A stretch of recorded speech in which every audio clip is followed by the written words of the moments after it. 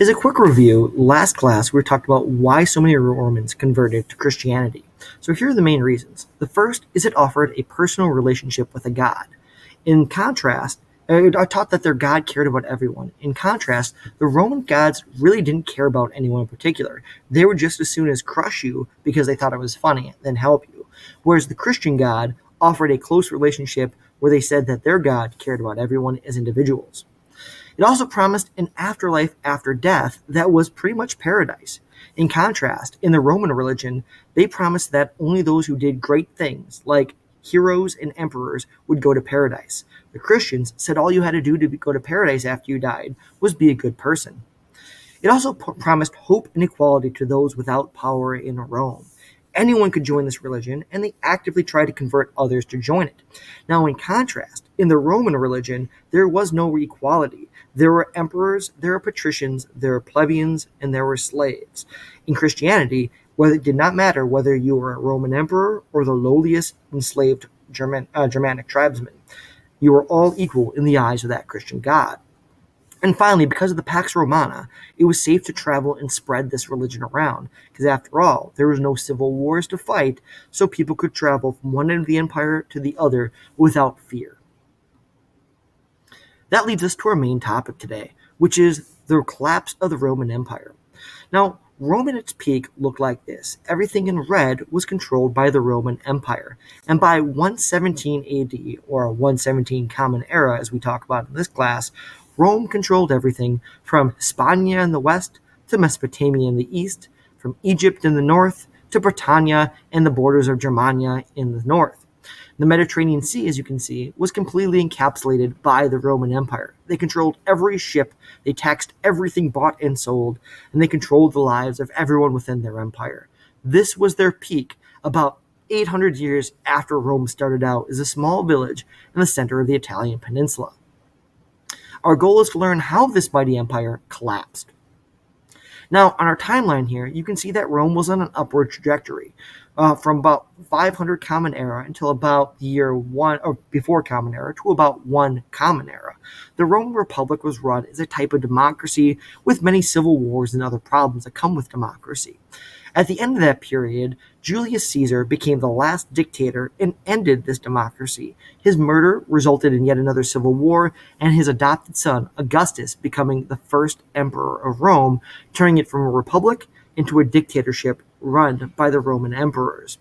Things go well for about 200 years, known as the Pax Romana, but at the end of that, Rome has peaked and it starts to decline. However, it takes another 300 years for this empire that has lasted for almost 8 to 900 years at this point to collapse. All this is the imperial phase of the Roman civilization started with Augustus becoming crowned the first emperor of Rome. Now, as you can see here, this is an artist rendering of what Rome would have looked like at its peak. You notice there seems to be bountiful food, there's a lot of people living there, a lot of ships, trading, everything, massive public works projects. It looks like a place you'd like to at least visit, if not live in. It was the peak of civilization, after all, and all that was paid for by expanding the borders of the empire and conquering new areas. When they conquered Gaul or Britannia or Anatolia or Egypt, they brought all the wealth of those areas into the Roman Empire itself and used that for public works projects, free food for the people, and free entertainment for the people. After all, the best way to keep your subjects from revolting is to keep them well fed and entertained.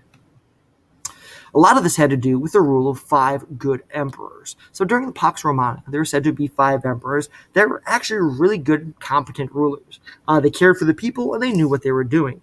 The last of which was Marcus Aurelius, known as the philosopher emperor.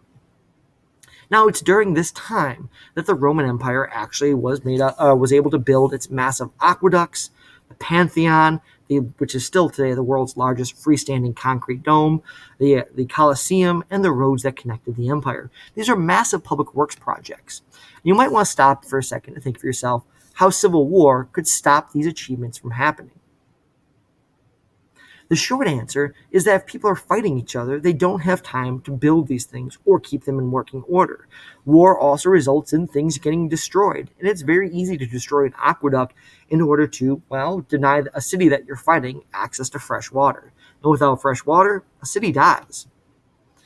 If you stop and think about all the things that could happen today that could cause the collapse of our country, the United States, you might mention civil war, you might mention inflation, corruption in the government, rich getting richer, poor getting poorer, natural disasters, earthquakes, volcanoes. All these things could, or trade routes collapsing, and all these things could lead to the collapse of America. And all of them did happen in the last 300 years of the Western Roman Empire. So Roman glory reached its peak, but then eventually collapsed because, well, these things happened there. It all started with the end of the reign of Marcus Aurelius and the beginning of the last good emperor and the beginning of the reign of Commodus, or Commodus, depending on how you'd like to pronounce it, the son of Marcus Aurelius, who really kind of started the decline of this whole thing. We're not going to watch the video, this music video, in this video lesson because, well, we don't have time. But it's hilarious if you look it up on YouTube. Highly recommend it. All right. If we look, though, here at this list of emperors between the year 235 and 285 Common Era, you'll see that here's the names of the emperors, here's the years in which they ruled, and here's how they died. You'll notice many of these emperors did not even serve for a single year, and most of them were killed by assassination, in a fight, or by disease. So you can see here, being a ruler is pretty treacherous in the Roman Empire in the later half of the empire's existence. And if your rulers, your leaders, are getting killed every year or so, well, it's kind of hard to keep a stable government, isn't it? Now, if you stop and think about why was the Roman army so important to the Roman Empire, you might say that it was important because their conquests brought money into the empire to allow them to build these massive projects. That's true. They also protected the Roman people from invading forces. Also true.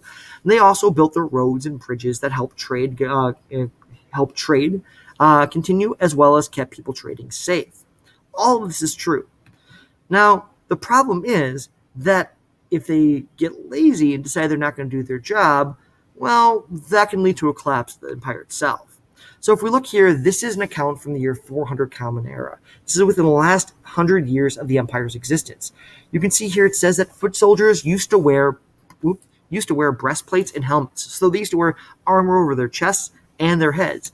But because they got lazy, they stopped their parade ground drills, and which basically means they stopped practicing.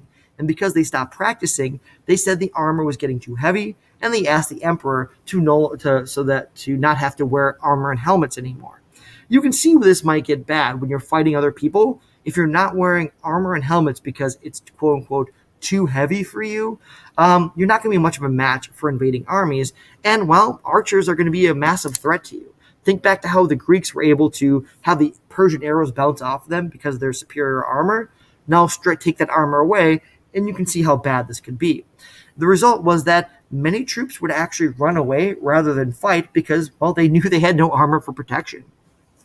Now, another problem you might notice is look at how massive this empire is.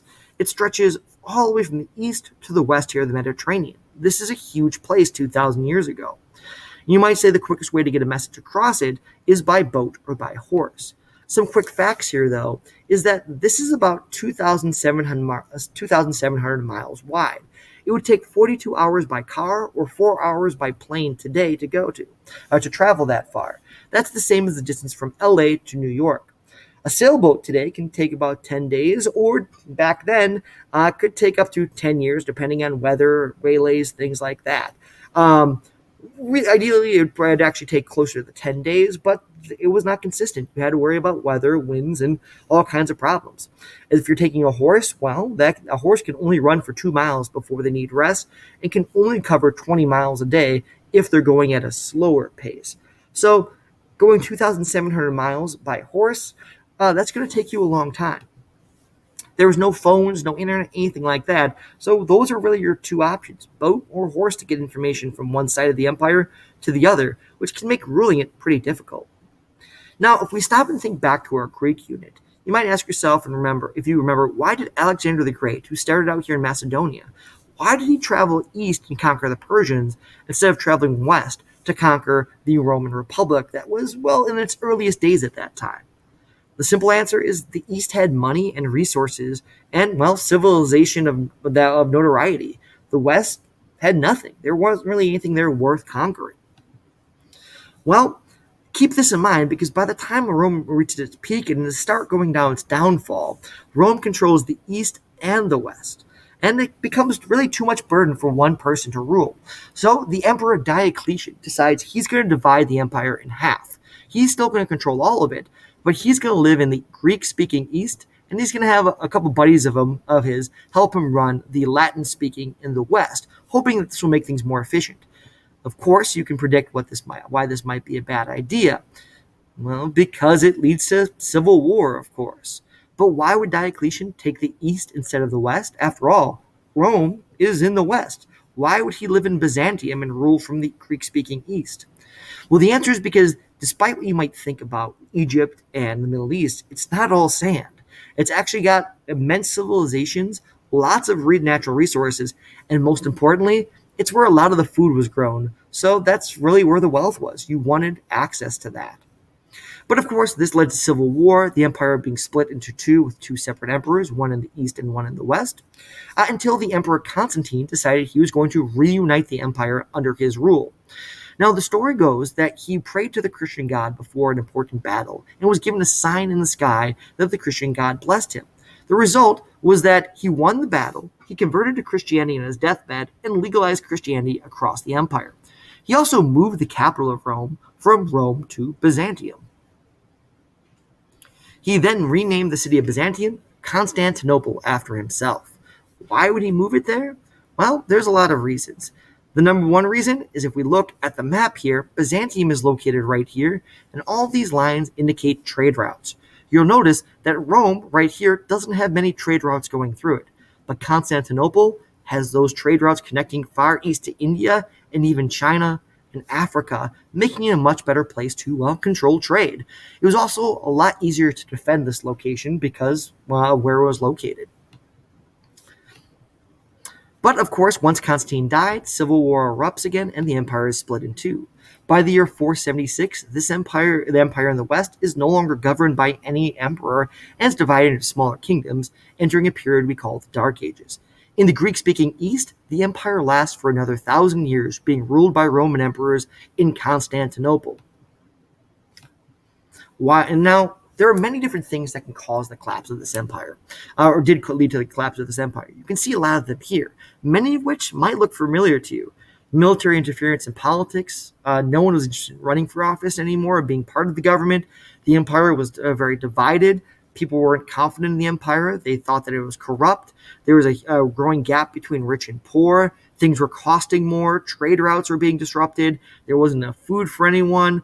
There was disease spreading. There were threats from other people, other countries. And the army was, becoming disloyal and no longer really cared about serving the empire. All of these eventually led to contributed to the immediate cause, which was the invasion of Germanic tribes. So the people of Germania were living up here, and while Rome was getting weaker, the Huns were moving in from the east and moving into Eastern Europe. This pushed many of the Germanic tribes out of fear to the one place they thought they might be safe, which was the Roman Empire. However, because Rome was experiencing all these troubles in the west, they weren't able to fend off all these new people or support and absorb them into the empire. This led to battles with Attila and his Huns, and eventually the collapse of the empire in the west. All right, there you go. So that was a quick overview of some of the reasons the empire failed in the west. We'll see what happened in the east in our next unit on Byzantium and the Islamic civilizations that are on the rise.